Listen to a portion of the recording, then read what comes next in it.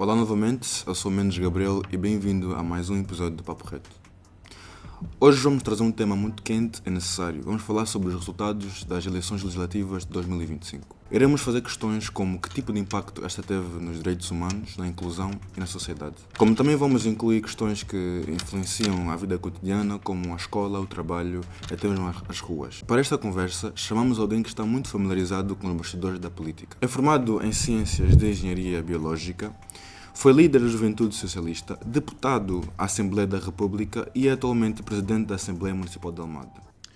Olá, boa tarde. Estou aqui com o nosso convidado, o Sr. Ivan Gonçalves, e para começar, eu gostaria de saber como é que foi o seu percurso até aqui. Bom, antes de mais, boa tarde. Obrigado por este convite, para estar aqui convosco. A EPA é uma escola de referência no nosso concelho e para mim é sempre um gosto poder estar na Escola Profissional de Almada, partilhar aqui um pouco de algumas histórias ou de que foi a minha vivência. Bem, chegar até aqui não é uma pergunta fácil, parece uma pergunta fácil, mas não é. Eu cresci em Almada, sou da Almada e fiz aqui a minha formação, estudei na escola de António da Costa, na Fernão Mendes Pinto, depois fui estudar para o técnico, para o Instituto Superior Técnico em Lisboa, mas desde muito cedo, fui estudar Engenharia Biológica, mas desde muito cedo que eu sempre gostei de política, porque acho que é essa a parte que vos interessa também mais. Sempre gostei de política, os meus pais não eram filiados em nenhum partido, mas tinham uma simpatia neste caso pelo Partido Socialista, ou pelo menos tendiam a votar no Partido Socialista e a pensar o mundo, a sociedade, visto desse ponto de vista, de um ponto de vista de esquerda, de centro-esquerda. E isso acabou por, obviamente, moldar o meu percurso. Aquilo que nós vamos ouvindo em casa também nos vai moldando. Eu tinha alguns amigos da família que tinham também participação política, uma parte da família se calhar mais à direita, votando também PSD, CDS, e tinha um amigo do meu avô com quem eu passava muito tempo e que foi preso político, era do Partido Comunista, foi preso político, esteve durante o Estado Novo, foi preso pela ditadura, e isso também me ensinou, ou seja, o contacto com esse espectro político alargado também me ensinou até a respeitar os pontos de vista dos outros e a eu próprio ir consolidando o meu ponto de vista. Mas a partir de uma certa altura percebi, ou fiquei convicto de que há uma diferença entre nós discutirmos política com os amigos, no café, em casa, de depois tentarmos meter a mão na massa e fazer alguma coisa diferente. E aí achei que estava na altura de me filiar no partido político no qual eu me revia, que era o Partido Socialista. Numa primeira fase filiei-me na Juventude Socialista, e depois, logo a seguir, no Partido Socialista. Acabei por ser... Eu estudava no técnico, nós revitalizámos o núcleo de estudantes socialistas do técnico, isto em 2008, já lá vai, se calhar na altura em que vocês nasceram, exatamente. Sim. Por aí. Eu tinha um aninho. Pronto, nós criámos o núcleo de estudantes socialistas, depois acabei por ser eleito presidente da Juventude Socialista aqui de Almada no ano seguinte, fui presidente da Associação de Estudantes do Técnico, depois fui presidente da Federação Distrital da JS aqui do Distrito de Setúbal, ou seja, a estrutura que agrega todas as concelhias. Passado alguns anos fui eleito deputado da Assembleia da República. Eu fui eleito relativamente novo, tinha 28 anos, quando fui eleito pela primeira vez. Depois fui eleito secretário-geral da Juventude Socialista, líder da Juventude Socialista em Portugal, e mais tarde deputado municipal em Almada, e hoje em dia sou presidente da Assembleia Municipal e acho que sou o mais novo do país, porque habitualmente a Assembleia Municipal, o presidente da Assembleia Municipal, sim, é um cargo que é exercido por pessoas um pouco... Desculpa ainda, mas com mais idade. O senhor Ivan tem quantos anos? 38. 38, é muito sim, novo, muito novo. Sim.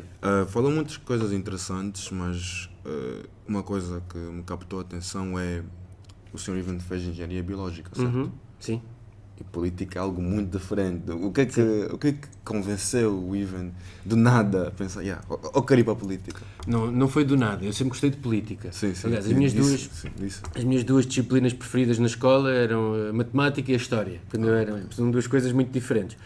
Porque eram coisas que eu gosto muito de história, ainda hoje gosto, e a matemática porque eu conseguia compreender bem, depois a partir de um certo nível começa a ser um bocadinho mais difícil, mas pronto, foi o que estudei, mesmo na faculdade.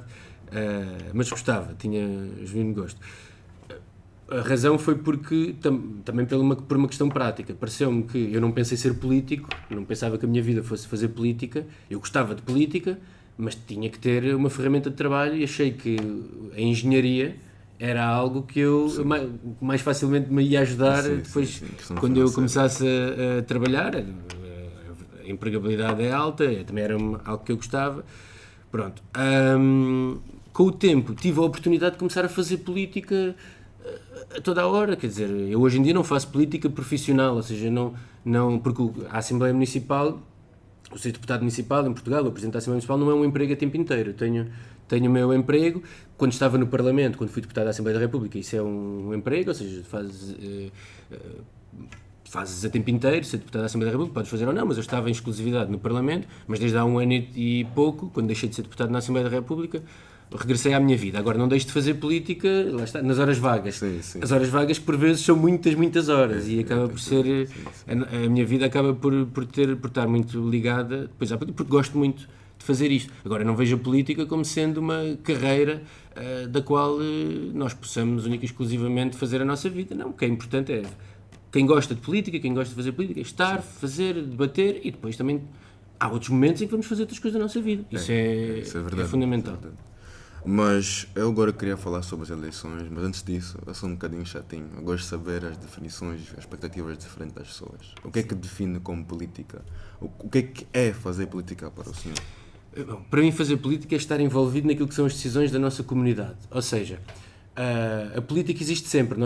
Há uma conotação um pouco negativa com os partidos, com os políticos, mas se vocês pensarem em qualquer grupo de pessoas que se junta, há sempre alguém que tem responsabilidades relativamente às decisões que são tomadas. Podes dizer, por exemplo, podem ser 10 pessoas e essas 10 pessoas todas têm responsabilidades, ou podem ser um conjunto de 100 ou de 10 que escolhe uma pessoa para liderar. Até pode não escolher, mas isso acontece naturalmente, faz parte da forma como as sociedades se organizam. Isso é que é a política. No fundo é tu dizeres, ok, nós temos, os nossos recursos são estes, Sim. como é que nós vamos aumentar os nossos recursos e como é que nós vamos gastar os nossos recursos. Isso é fazer política. Agora tu depois podes-me dizer, isto pode ser feito com, podes ter partidos políticos, podes não ter partidos políticos, se vives numa ditadura, há muitas ditaduras por mundo em que há um partido único, ou que não existe, até há casos onde pode não existir partidos, mas há sempre organizações que no fundo tratam da política, ou seja, das decisões que nos dizem respeito a todos. Por isso é um erro nós acharmos, nós até podemos dizer, eu não gosto de política, não me quero envolver, tudo bem, mas não há sociedade sem política. Isso existe sempre e há sempre alguém que vai fazer política. É verdade. Agora, é uma escolha nossa se queremos ser nós ou se queremos deixar isso à mão de outros. É. Mas agora, falando sobre as eleições legislativas, as eleições mais recentes deixaram Portugal dividido, especialmente com a nova força, o Chega. E nós gostaríamos de saber que tipo de impacto o Ivan acha que o Chega, vindo como uma segunda força, que tipo de impacto elas vão dar nos direitos das mulheres na comunidade LGBT? Eu acho que, em primeiro lugar, é preciso distinguir. Em Portugal sempre houve pessoas que eram saudosistas do Estado Novo. E mais os imigrantes. Isso Claro. é um tema muito que está hoje em dia muito quente. Claro. Bem, mas dizia-te, eu acho que em Portugal sempre houve pessoas que eram saudosistas do Estado Novo, de um tempo que não gostam de democracia, que acham que nós estávamos melhor com um ditador como era Salazar. Há essa franja das pessoas. Depois há uma quantidade grande, que eu acho que é a maioria dos votantes do Chega neste momento, é a convicção que tenho, que na verdade estão desiludidos porque sentem que a sua vida não é tão boa, ou que a sociedade não é tão boa como gostavam que fosse. E têm direito a estar desiludidos, ou seja, isso faz parte os políticos só têm é que perceber, tentar compreender e tentar dar resposta a essas desilusões. Aquilo que se passa hoje em Portugal não é nada de novo em relação ao que se passa no mundo. Nós durante muitos anos achávamos que a extrema-direita e estes movimentos populistas, que Portugal estava imune, ou seja, eles iam crescendo pelo mundo fora, mas que em Portugal não cresciam. Isso aconteceu até 2019, em que não havia extrema-direita no Parlamento. Mas nessa altura já tínhamos um presidente de extrema-direita nos Estados Unidos da América, o Trump, no Brasil, com o Bolsonaro, já em França a Le Pen tinha uma votação grande, e portanto há um movimento, que é um movimento mundial, que vai dando força a estes partidos. As causas são muitas, eu acho que existe algum ressentimento na sociedade, eu acho que a questão das redes sociais e de alguma desinformação também tem a ver com isto. O facto das redes sociais também propiciarem a indignação, ou seja, há muitas coisas que hoje se passam, que sempre se passaram, mas como nós vimos vídeos e ficamos indignados, ficamos revoltados. Pronto. Mas vamos tocar aí. Pronto, então já vamos, porque eu acho que as redes sociais é muito importante, alteram muito a forma como a sociedade funciona. Agora, sobre o impacto que estas eleições têm para Portugal. Eu tendo a achar que não trazem nada de bom. Ou seja, o facto de nós termos uma força como o Chega, para já porque o Chega usa a mentira, a desinformação para fazer passar a sua mensagem. Depois usa mensagens que são muito simplistas, ou seja, dizer, bom, se há um aumento de crime, a culpa é dos imigrantes. Nós hoje sabemos que isto não é assim, não há uma correlação direta. Mas o que o Chega faz, como todas as forças populistas ao longo da história, é explorar os defeitos que todos nós temos na nossa... Só critica, nunca... É destrutivo. É destrutivo e mais do que isso. O ser humano tem algumas coisas que são inatas, ou seja, nós tendemos a relacionar-nos mais facilmente com quem é mais parecido connosco. Por exemplo, se tu fores na rua, isso acontece comigo contigo, se tu fores na rua e vires alguém que é mais próximo de ti, que fala a tua língua... Fico mais familiarizado, fico mais confortável. Exatamente, sentes mais empatia. Sim. O Chega explora isso e diz, se há criminalidade, a culpa é dos paquistaneses que cá estão, ou a culpa é dos imigrantes que cá estão. E isto não é uma mensagem difícil de passar. É verdade, depois as coisas na prática não são assim. Agora, como é muito mais difícil explicar, isto não é assim, por exemplo, a criminalidade, se fores analisar os dados da criminalidade ao longo dos últimos anos... Não é os imigrantes. Não está relacionado com os imigrantes, nem há um particular aumento de criminalidade nos últimos anos. Há uns anos atrás até havia mais. Mas eles fazem passar esta narrativa, enfim, e depois... eu acho que os resultados não são bons porque depois trazem outra coisa, e nós temos visto nos últimos tempos, que é a boleia deste discurso, que é um discurso contra o sistema, contra as pessoas que estão do outro lado, de promoção do ódio. Depois há as outras pessoas que, à boleia disto, colocam mesmo o ódio em ação. E nós nos últimos dias tivemos ataques a um ator, tivemos casos de agressões. O Chega facilita este tipo de acontecimentos, normaliza, se assim quisermos. O Chega faz com que isto se torne tudo muito mais normal, como aconteceu no resto da Europa da mesma maneira. Mas o que é que mais surpreendeu no novo mapa da Assembleia da República? É o Chega mesmo? Sim, eu acho que sim. Eu acho que aquilo que é mais surpreendente é como é que em Portugal, que nós diríamos que era um partido que estava cansado do fascismo, cansado de ditaduras, que tinha ultrapassado esse momento, teve uma ditadura de extrema-direita, que não foi feliz. Como é que há 23% de pessoas que votam num partido como o Chega? Uma pouca vergonha. Principalmente depois de Portugal acabamos de sair de uma ditadura 50 anos atrás. Sim, mas há quem diga que os ciclos políticos duram mais ou menos 50 anos. Ou seja, as pessoas hoje já não se lembram bem do que era a ditadura, criam uma ideia sobre isso. A ditadura também durou 50 anos, ou 47. Acho que o que é mais surpreendente é como é que foi a votação do Chega. Mas se nós pensarmos também em algumas coisas que foram acontecendo, não é muito surpreendente que haja mais gente zangada com o sistema. E como estão zangados, eu acho que esse é o motivo principal, votam no Chega. Grande parte das pessoas que votam no Chega, eu acho que sabe que o Chega não teria grandes soluções. O Ivan acha que o crescimento da extrema-direita e da quebra do PS e da esquerda em geral está envolvido mesmo porque os portugueses estão zangados, estão revoltados?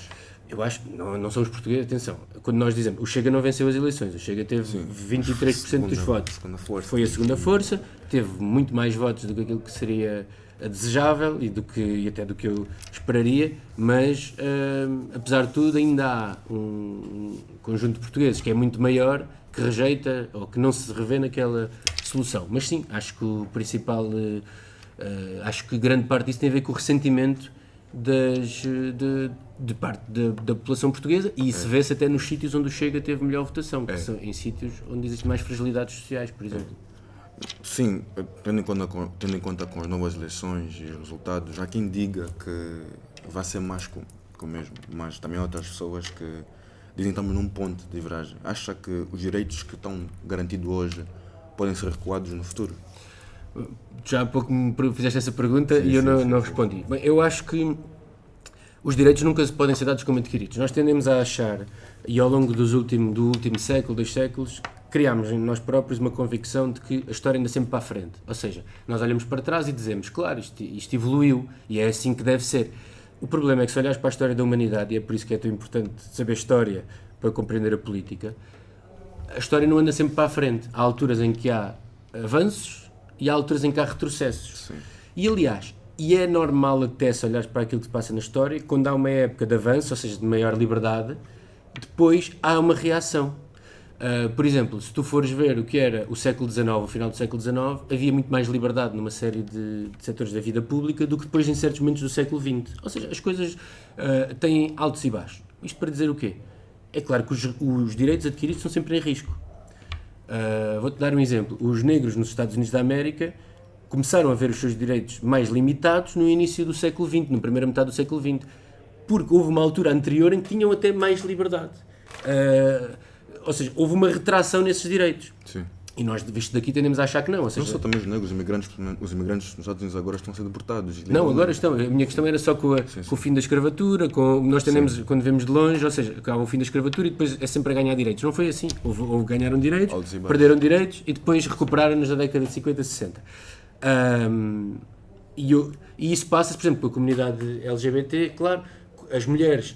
A primeira vez que as mulheres votaram em Portugal foi em 1974, a seguir à Revolução. Mesmo na Primeira República, houve poucas mulheres que conseguiram votar e depois foram... Mas então já falamos que tipo de impacto teve nas mulheres e na LGBT, na juventude. Que tipo de impacto acha que vai ter? Nós, pelo menos hoje em dia, não temos uma voz política. Eu acho que há obviamente um risco de haver direitos que se perdem. Ou seja, porque tu...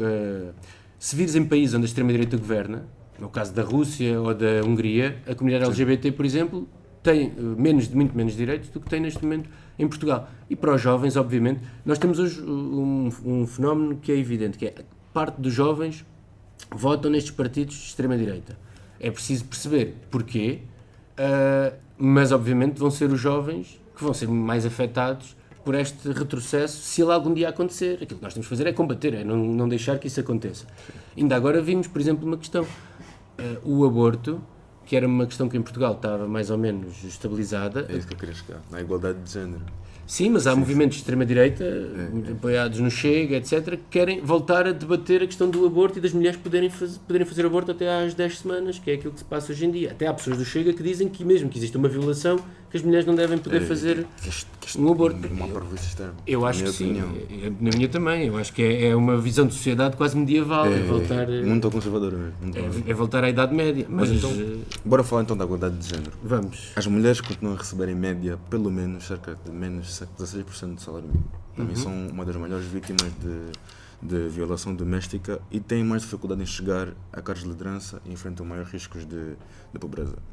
O que é que isto diz sobre a forma como a política encara a participação das mulheres?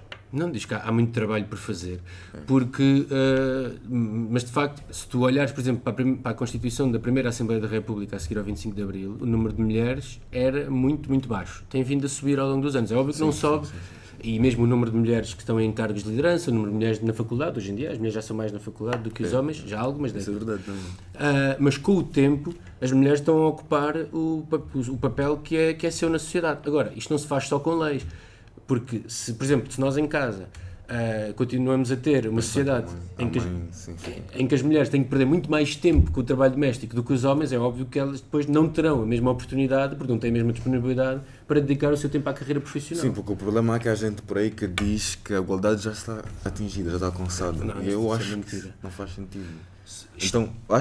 Então o Ivan acha que a desigualdade das mulheres, a desigualdade de género, agora já não está mais a ser um problema político, mas sim social. A política e a sociedade estão sempre juntos. A política dá resposta às questões da sociedade. Mas estou dizendo no contexto de dar direitos às mulheres. Sim. Agora as mulheres têm o mesmo direito do que os homens. Agora o problema agora é nós, é a sociedade. Não é bem política. As mulheres têm o mesmo direito no papel, ou seja, nas leis, é verdade. Sim. Na prática, muitas vezes isso não acontece. Ou seja, as mulheres são muito mais constrangidas e muitas vezes têm mais dificuldade em chegar a cargos mais bem remunerados, a cargos de poder, do que os homens, claro. Mas repara, quem diz que essa igualdade já foi atingida são os mesmos que depois vêm dizer que o papel que não há problema nenhum numa mulher não ter um emprego, de viver em casa, de viver de ser o marido a suportar a casa E na verdade isso cria uma relação económica de dependência que faz com que as mulheres estejam sempre subalternizadas. Ou seja, é óbvio que se uma mulher entender que o seu papel é apenas de cuidar da casa, dos filhos, enfim, está no seu direito. Aquilo que a sociedade não deve é impor esse modelo. E há muita gente de extrema-direita que o que acha é que esse modelo era melhor para a sociedade. Eu não concordo. Eu também não concordo. Mas não só as mulheres, eu também gostaria de saber qual é a sua opinião das pessoas não binárias e os direitos delas, principalmente aqui em Portugal. Eu acho que há trabalho para fazer nesse campo, nem que seja dessas pessoas não sentirem que a sociedade as vê como outsiders. Ou seja, eu acho que há um princípio muito importante que é cada um vive as suas vidas como quiser, desde que isso não afete a liberdade dos outros. E, portanto, cada um deve ser respeitado na sua dignidade de forma a poder ser feliz da forma que entender ser feliz, desde que isso, obviamente, não prejudique os outros. Sim. E, portanto, no caso das pessoas não binárias, obviamente, e lá está, a extrema-direita gosta muito de fazer... Sim, mas quase no sentido de estigmatizar quem não vê as coisas nesse sentido. Quer dizer, o que é de uma falta de empatia, o que mais me faz confusão é que muitas vezes as pessoas que partilham desses ideais de extrema-direita são pessoas que se dizem muito católicas. Eu não sou católico, quer dizer, sou católico de cultura, mas não sou... Não acredito em Deus. Não acredito em Deus, pronto, não acredito, é óbvio que mas eu partilho, acho que os ensinamentos de Jesus Cristo são muito importantes para a nossa moral, são diferentes. Eu acho mas que, não religiosos, os ensinamentos religiosos já são... Tendo a ter dificuldade em acreditar em Deus, é uma questão pessoal, é uma questão que me diz respeito a mim, mas aquilo que eu não percebo é como é que pessoas que se dizem muito católicas e fervorosos católicos e respeitadores de Deus depois têm tanta dificuldade em respeitar o outro. Amar o outro. Em amar o outro, em respeitar as suas opções, em respeitar a dignidade do outro e querem sempre dizer, bem, se é uma pessoa não binária, então não é uma pessoa, é uma coisa, aquelas coisas que eles dizem, que eu acho que é de uma falta de empatia que eu sinceramente não compreendo, da mesma forma que os imigrantes, da mesma forma que os refugiados, pessoas que estão em guerra nos seus países, procuram a Europa para ter uma vida melhor e dizem, não importa se eles morrerem lá, nós não queremos saber disso, nós queremos saber daqueles que são iguais a nós, que têm a mesma cultura, a mesma cor de pele. Quer dizer, eu acho que isto enfim, eu tenho dificuldade em compreender essa forma de ver o mundo. O tema que está mais centrado nessa conversa, o tema que tocou antes, mas não diretamente, é o racismo. Acha que nós estamos a correr um risco de normalizar o racismo institucional e também os preconceitos no espaço público? Claro, porque quanto mais este discurso é feito e é feito por essas forças políticas, mais há riscos desse discurso ser normalizado. Ou seja, há uns anos atrás havia coisas que não eram aceitáveis ser ditas no espaço público, e ainda bem, porque não são coisas aceitáveis, não é? Sim. Não é aceitável pôr em causa a dignidade de outra pessoa. É que isso não é liberdade de expressão, isso é atentar contra a dignidade do outro. É ódio. É ódio, exatamente. E, portanto, as pessoas têm direito à sua liberdade de expressão, têm direito a pensar aquilo que querem, não têm direito a pôr em causa a dignidade do outro. E às vezes é óbvio que as palavras não têm a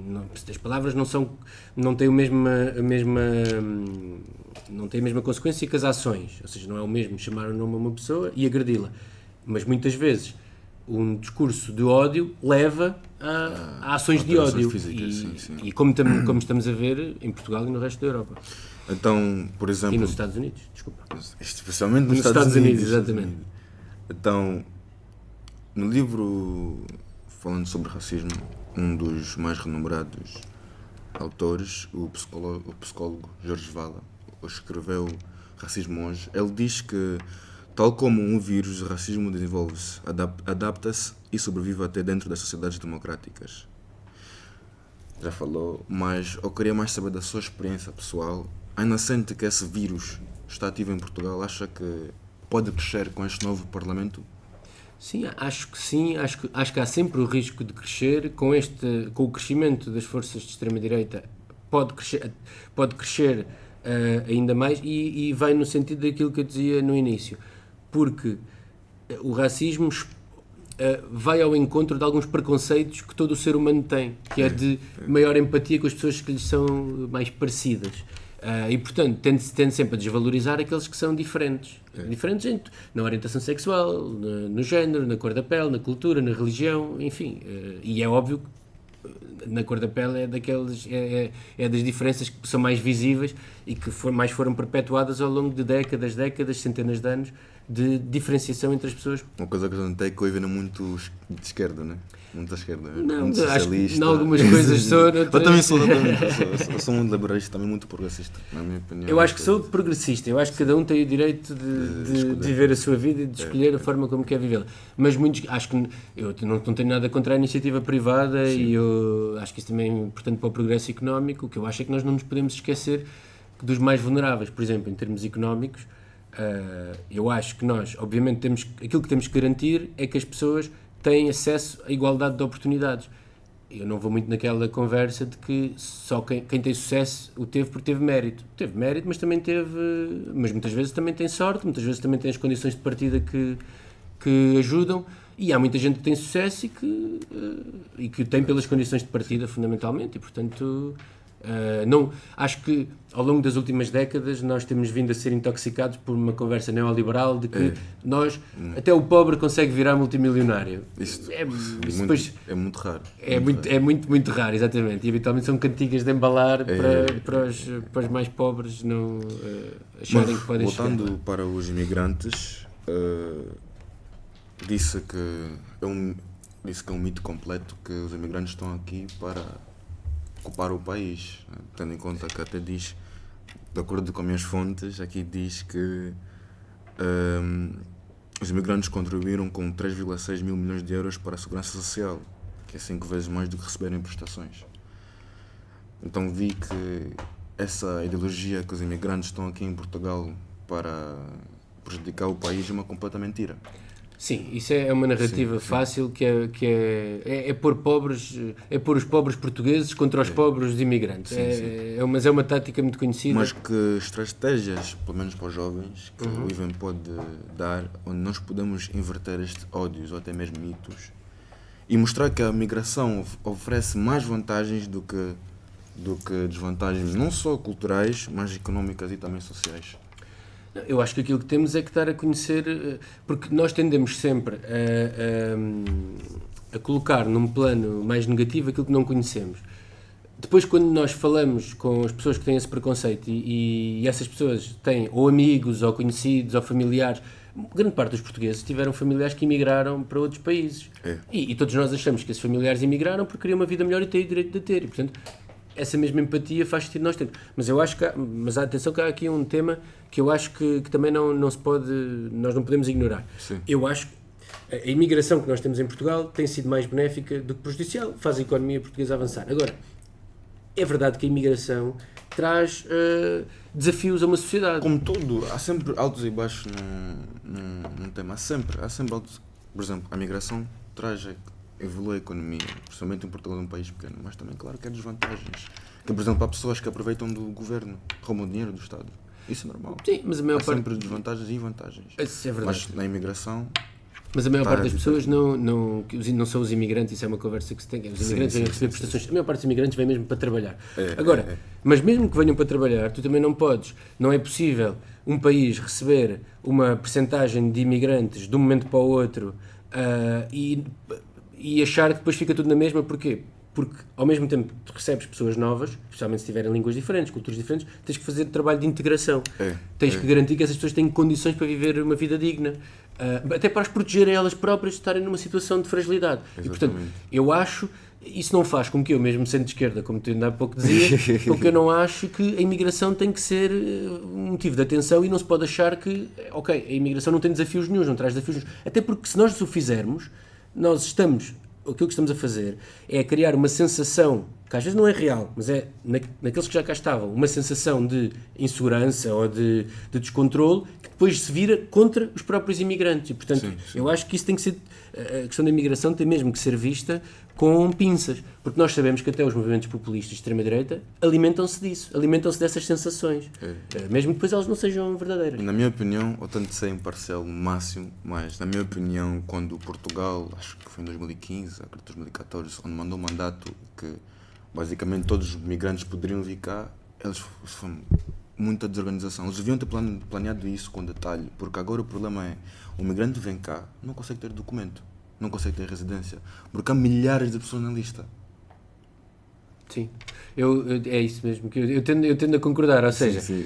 não quer dizer que essas pessoas não tenham o direito de vir, que nós temos é que estar organizados para receber. Até lá está, até porque é a melhor forma de os protegermos e de não darmos balas a quem se quer aproveitar dessas pessoas para depois ganhar mais votos.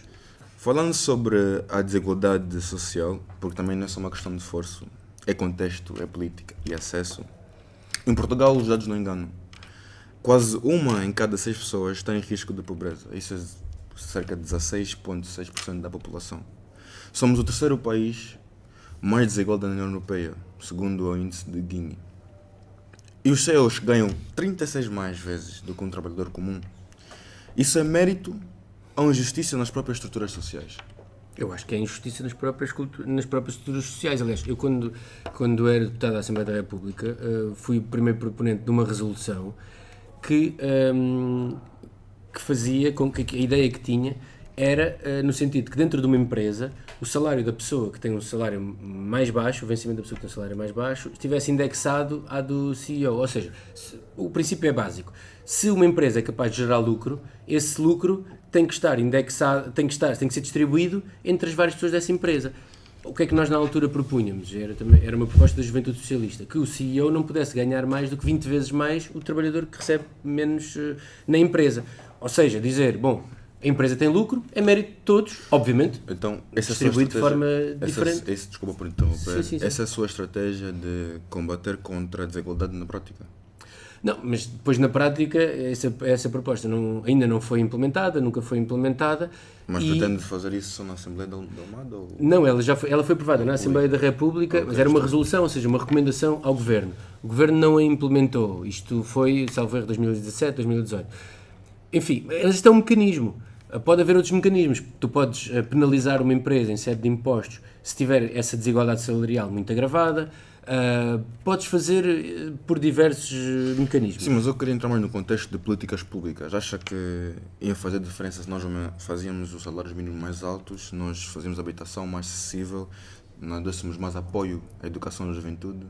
Sim, mas o problema do salário mínimo, ao longo dos últimos anos, o salário mínimo tem subido razoavelmente, muito por ação do Partido Socialista. Mas também o salário mínimo era muito baixo. E os produtos vão aumentando. Então certo. Muda muito. Mas ainda assim o salário mínimo subiu muito mais do que a inflação. Agora, o problema também não é esse. Neste momento em Portugal, é óbvio que o salário mínimo é um problema, é demasiado baixo, sim, mas os salários médios não subiram tanto como o salário mínimo. Ou seja, tu tens um problema em que começas a ter o salário médio já a aproximar-se do salário mínimo, ou vice-versa, o salário mínimo a aproximar-se do salário médio, que vai subindo quando se aumenta o salário mínimo também, mas não aumenta na mesma proporção. Ou seja, nós temos que ter melhores salários em Portugal. Concordo. Eu acho que nós não podemos ter, obviamente, não é razoável que numa empresa tenhas um CEO que ganha 1 milhão de euros por ano e depois o caixa de supermercado recebe o salário mínimo, 800. É uma questão de justiça, é uma questão de... Até porque lá está, até mesmo do mérito. O mérito daquela pessoa que recebe esse salário 100 vezes superior à outra não é 100 vezes superior à outra no resultado da empresa. E em Portugal, enfim, nem é dos piores casos. Se nós depois formos ver os mega ricos, como hoje se diz, os donos das grandes tecnológicas, estamos a falar de riquezas que era preciso vidas infinitas para gastar aquele dinheiro todo. Mas eu também queria tocar nas riquezas que são herdadas. Eu queria saber se em Portugal a maioria das pessoas são ricas. São pessoas que tiraram esse dinheiro da família.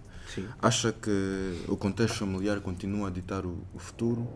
Ou talvez não seja bem assim? O contexto familiar é talvez o mais importante preditor de sucesso na vida de uma parece pessoa. Que o jogo está viciado. Parece que se eu não nascer de uma família herdeira, uma família rica, não vou ser rico. Claro. Está assim.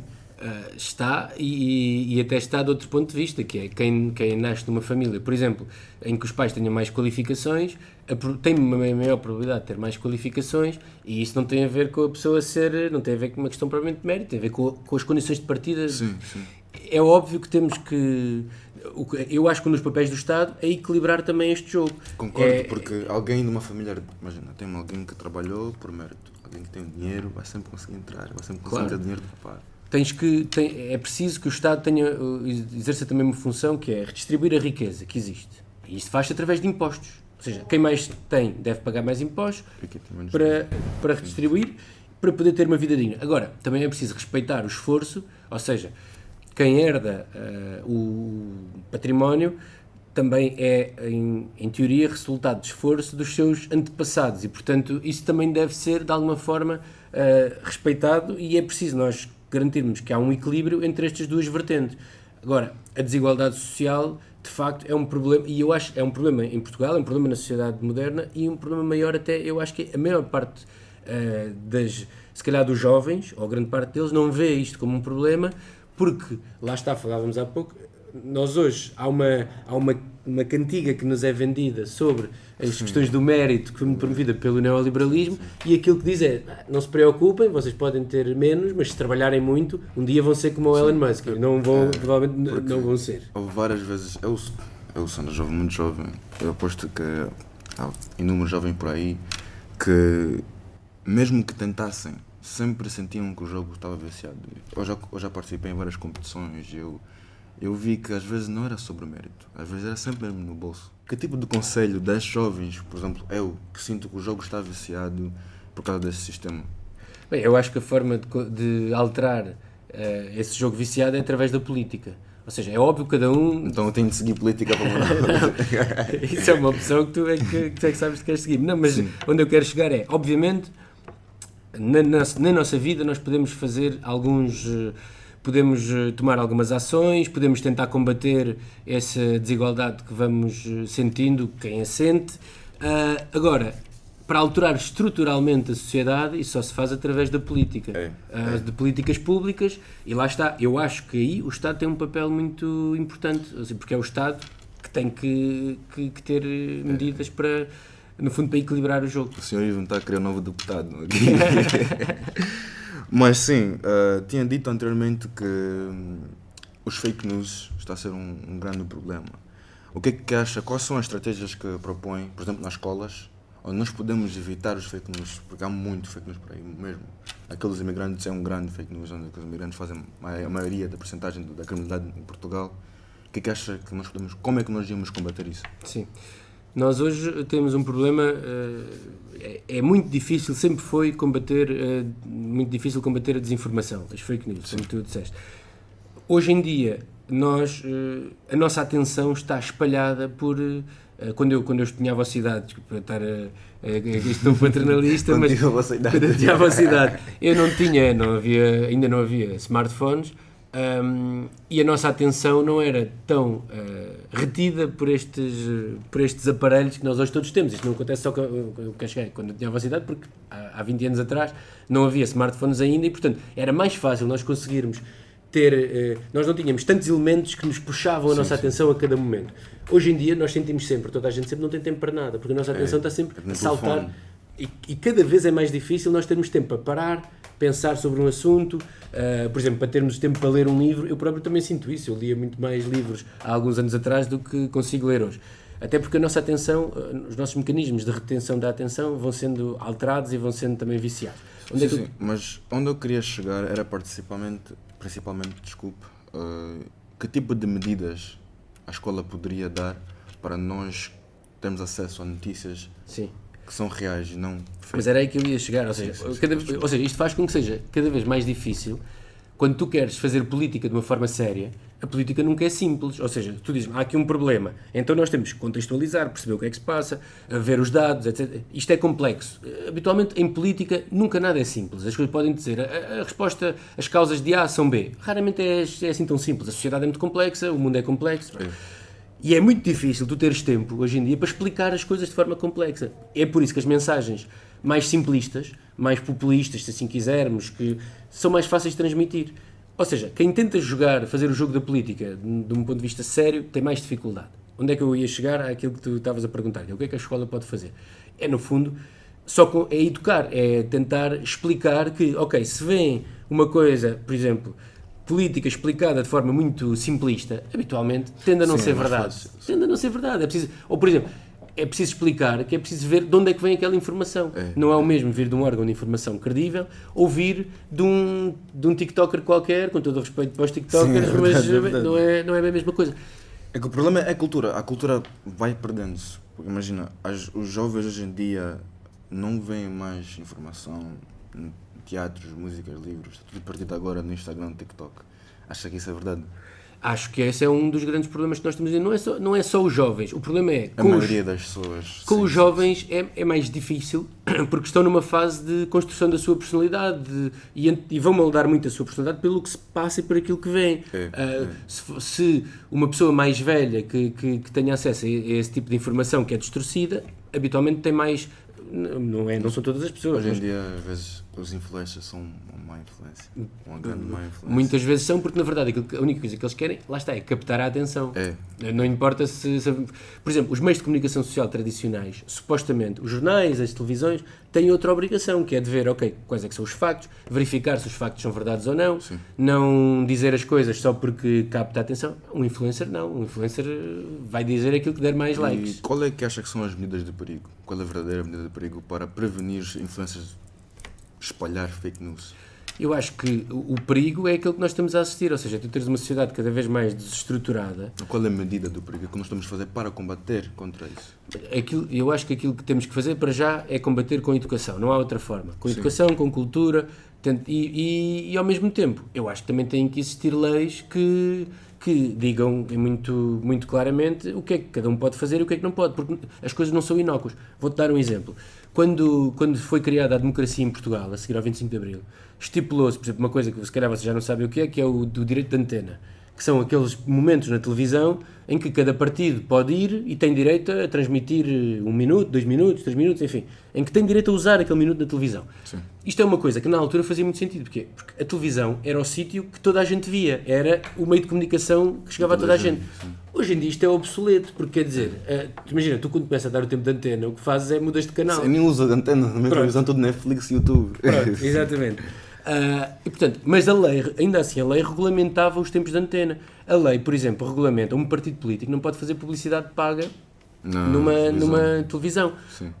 Mas depois, para outras plataformas, nós não temos regulamentação nenhuma. É quase um... Ou seja, aplicamos por analogia, mas quer dizer, as leis também têm que se adequar ao tempo em que vivemos hoje. E não só. Uma pessoa que tem um algoritmo virado mais para a esquerda não vai conseguir mais um algoritmo virado mais para a esquerda. Claro. Porque o algoritmo faz que a pessoa fica centrada naquilo e não sai. Fica na sua bolha. Sim, não tem aquela brecha de buscar informação. E não tem lá ninguém, como por exemplo numa televisão ou num jornal, que diga assim, isto é verdade, eu vou apresentar esta notícia, ou isto é mentira, eu não vou apresentar. Não, vem tudo. Mas depois ainda há outros fenómenos. Estás-me a falar do algoritmo, por exemplo, o TikTok. Parece que está mais ou menos provado, o TikTok é chinês, não é? É chinês. Neste momento há tensões geopolíticas entre o Ocidente, ou os Estados Unidos e a China, e está mais ou menos provado que o conteúdo que incita, há conteúdo que incita à violência, à indignação, que é promovido nos países do Ocidente, que na China não na China não existe liberdade como existe aqui, mas quer dizer que há conteúdo que é mais promovido nos países que noutros, ou seja, tudo isto afeta. Há outro exemplo que te vou dar, quando a Inglaterra ou o Reino Unido decidiu sair da União Europeia, com o Brexit. Hoje está mais ou menos provado que houve interferência externa nessas eleições, com bots, com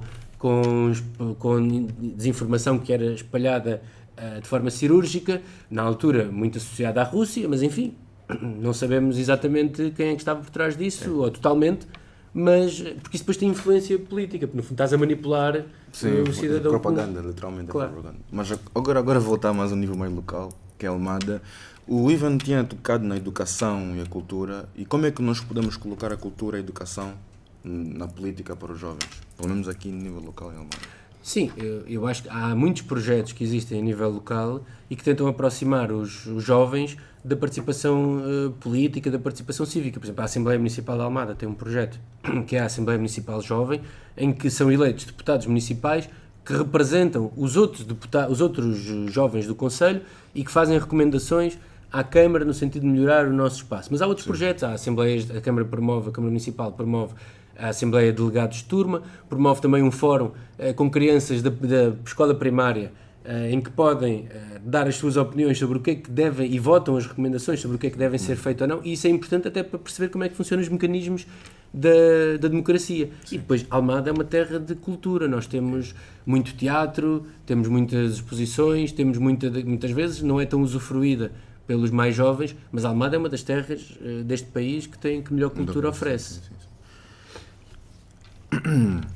Com tanta gritaria nas redes sociais, tinha dito que há sim muito ódio na internet, nas redes sociais também. Já tinha dado uma solução, que é mandar uma educação na escola, fazer que a escola propaga a notícia real. Mas além da escola, como é que nós podemos criar um espaço para ouvir, pensar e discordar sem cair no ódio, sem no contexto escolar?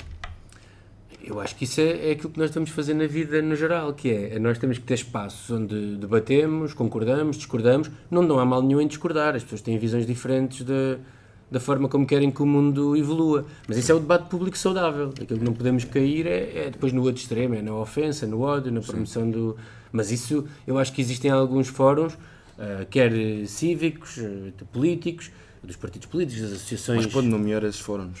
Não, por exemplo, há sempre uma coisa que muito pouca gente sabe. As reuniões de Câmara e as reuniões da Assembleia Municipal, as reuniões de Câmara acontecem de 15 em 15 dias, as da Assembleia Municipal, mês a mês, 2 em 2 meses, aqui em Almada. Legalmente são mais espaçadas, aqui em Almada nós até funcionamos com maior regularidade. Mas há um período inicial em que qualquer cidadão pode dar a sua opinião e fazer perguntas à Câmara Municipal. Essa informação não está disponibilizada para o público. Eu acho que essa informação tem de ser mais propagada. Certo? Eu não sabia disso e se eu tivesse a oportunidade eu ia participar. Então, na próxima reunião da Assembleia Municipal já sabes que podes ir. Obrigado. Com um período aberto aos cidadãos. Mas quer dizer, dentro daquilo que são os debates que são promovidos pela Câmara Municipal, até pelas iniciativas que são promovidas pelos diversos partidos políticos, pelas associações, a Almada tem quase ou cerca de 200 associações.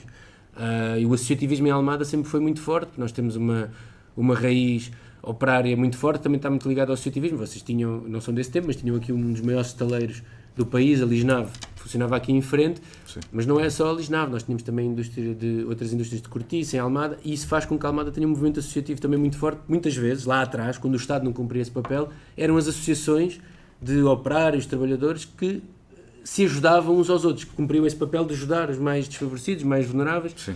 E, portanto, Almada é uma terra de muita participação cívica e vocês devem aproveitar isso. Por acaso, uma coisa que eu notei também é que Almada, eu conheço muitas pessoas, muitos jovens que estão ativos politicamente. Mas bem, nós estamos agora a chegar ao fim e antes de fecharmos esta conversa, temos mais 2 últimas perguntas. E gostaria de saber que mensagem o Sr. Ivan deixa para os jovens de hoje, especialmente aqueles que estão desmotivados, que não sentem a sua voz na política ou que têm medo do que vem aí. Diga uma mensagem. Eu acho que aquilo que é mais importante para os jovens de hoje é que se envolvam, que percebam o que é que cada partido, que cada movimento político, quais é que são as opções de cada um, e que não se deixem embalar por conversas fáceis de simplificação que muitas vezes depois, quando nós vamos ver os factos, não são verdade. E depois há outra coisa que eu acho que os jovens também têm que perceber, que é, há soluções, e vamos ao caso da extrema-direita, como já falámos aqui há pouco. A extrema-direita já governou, a extrema-direita já esteve no poder na Europa. Onde é que nos conduziu? Ao ódio, ao caos, à guerra. Tudo isso já aconteceu no passado e os resultados são péssimos. Agora a extrema-direita ressurge com outra roupagem, já não é com um fato de militar, mas é com um fato e gravata. Mas a narrativa é toda a mesma. A narrativa de nós nos pormos uns contra os outros, países contra os outros, raças ou as etnias, umas contra as outras, as religiões umas contra as outras, leva sempre ao mesmo, que é à guerra, à destruição e a um fim mau. Aquilo que nós vivemos nas últimas décadas foi um período excepcional da humanidade, onde apesar de tudo, eu nunca vivi a guerra, não sei o que é isso, não sei o que é ter que ir fazer a tropa, não sei o que é ter essas preocupações. Mas isso não é um dado adquirido. Eu tenho amigos na Ucrânia que hoje estão a passar aquilo que estão a passar. A Ucrânia não é assim tão longe como isso. E não precisamos de ir longe. Em Gaza temos hoje uma região totalmente destruída. Portanto, aquilo que eu acho que o que é importante mesmo para os jovens é óbvio que há muito por fazer, é óbvio que as coisas não são perfeitas, mas se olharmos para a história da humanidade, podemos ver que apesar de tudo é incomparável. E infelizmente a história não anda sempre para a frente. Portanto, o risco de haver retrocessos, de nós voltarmos àquilo que não queremos, é enorme. E, portanto, E para quem quer fazer a mudança, mas não faz parte de nenhum partido, o que é que pode ele já fazer já? O que é que ele pode fazer já? Bem, era aquilo que eu te dizia. Eu acho que o que deve fazer é ou intervir na sociedade civil, do ponto de vista cívico, nas associações, ou então ver o que é que cada partido defende. E depois, com uma nuance, eu durante muitos anos resisti a entrar num partido político porque eu achava, se eu entrar para um partido político eu tenho que defender tudo aquilo que eles defendem. Não é verdade. Muitas vezes eu discordo daquilo que o meu partido diz. Nós mantemos a nossa independência mesmo fazendo parte de um partido político, tal como podemos fazer parte de um clube de futebol e discordar daquilo que... Sim. Ou achar que esse clube não foi o que jogou melhor num jogo. É um exemplo um bocado simples, mas o que é preciso, aquilo que é importante é ver qual é o modelo de sociedade no qual nós nos revemos, se é um modelo mais progressista, mais conservador, como é que nós achamos que a economia deve funcionar, que a sociedade deve funcionar, e depois, percebemos qual é que é a área política na qual eu me revejo. E pronto, quem quer participa mais, mas eu acho que nós estarmos informados é sempre bom. Mais importante. Até porque se estivermos mais informados, estivermos com mais cultura, mais educação, somos menos vezes enganados. Isso é verdade. Então, agora vamos fazer algo que nós nunca fizemos aqui no Papo Reto. Vamos deixar o Sr. Ivan a finalizar o episódio e fechar ele. Então, eu recomendo o Sr. Ivan pegar no micro, dizer, para comentar, subscrever e para partilhar também. Muito bem, então, para todos, acho que é importante fazer like no Deixa lá o joinha. Deixar o joinha, exatamente, e seguir o Papo Reto. E para mim foi um gosto poder estar aqui hoje convosco a debater aqui alguns temas políticos e do nosso Conselho de Almada. Não se esqueça também, vai continuar a conversa nos próximos episódios até na rua também. Muito bem, nos próximos episódios eu estou aqui a ter a informação de que vão ser na rua e portanto não se esqueçam de assistir. E obrigado. Prazer.